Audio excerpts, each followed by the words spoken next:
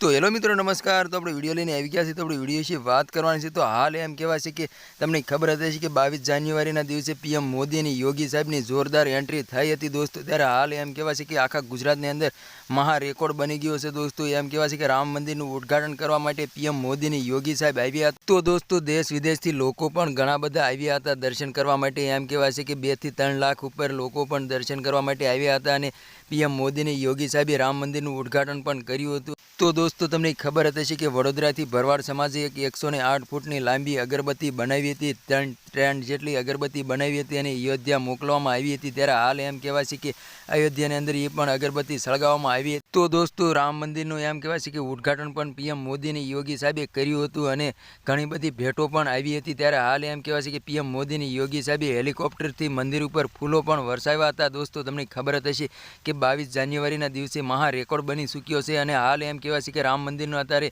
દરવાજા પણ ખોલી નાખવામાં આવ્યા છે અને અત્યારે ઘણા લોકો દર્શન પણ કરી રહ્યા છે દોસ્તો। તો તમને ખબર જ હશે કે અયોધ્યાની અંદર અલગ અલગ પ્રકારની ભેટો પણ કેટલી મોકલવામાં આવી હતી। ત્યારે હાલ એમ કહેવાય છે કે ગામો ગામ રેલીઓ પણ કાઢવામાં આવી હતી। મહા રેકોર્ડ બની ચૂક્યો છે દોસ્તો। તો દોસ્તો નવા હોય તો જય શ્રી રામ કમેન્ટની અંદર જરૂર ને જરૂર લખી નાખજો દોસ્તો અને સાથે સાથે અમારી ચેનલ પણ સબસ્ક્રાઈબર કરી લેજો દોસ્તો। તો તમને ખબર જ હશે કે 22 જાન્યુઆરીના દિવસે એમ કહેવાય છે કે મહા રેકોર્ડ બની ચૂક્યો છે દોસ્તો।